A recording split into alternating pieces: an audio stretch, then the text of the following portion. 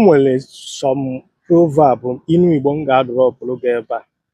Ịnọrọ ala iche echiche na ya, read the meaning from it ka ị wee ghọta ndị bụ ndị gboo and the kind of their lifestyle and kapa belief system si wee dị.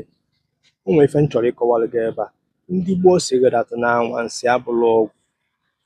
Efufe gwa mụ na gị na-abụ. Ndị Gboo wee gwakwa gị again ihe ahụ amụrụ amụ ka ife agwụrụ agwọ. Ama m ịghọta ife ahụ kịta na. Ndị Gboo wee gwakwa gị again wee sị gị that na onye ọbụla nwere mmadụ ka onye nwere ego. Ndị Gboo wee kwukwa again wee sị gị that na ọ mmadụ bụ na afịa zuru, na ọ mmadụ bụ na afịa zụrụ.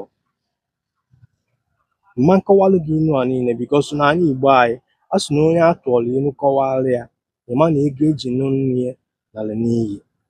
Achọrọ m ịnọrọ ala ka iri dị meaning n'inu ọnụnụ na ntụpụtara gị ebe a ka ị wee ghọta that na ndị Gboo edipendịlụ na ọgwụ ma ọ spirit nwanụ were solve their problem.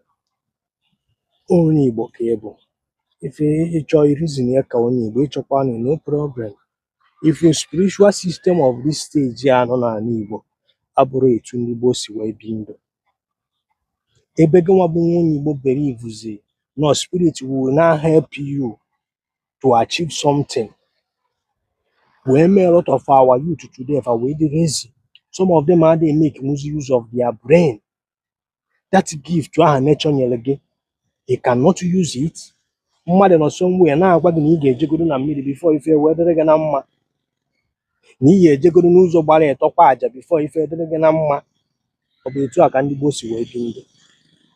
I repeat, mmadụ bụ na afịa zụrụ, mmadụ bụ na afịa zụrụ. And ọkwa ndị Gboo asịrị that na ọgọ onye bụ chi ya. Ọgọ bụ chi onye.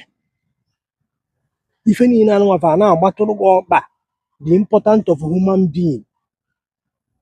The importance of being use your own gift from nature to achieve something. No ebe anụnwa na-edepend na spirit na something will happen in the spirit before it manifests. On a belief system, and this thing will never allow you to progress. I'm not going to be true. Instead, they got on a bar on Trelapa. I'm telling you.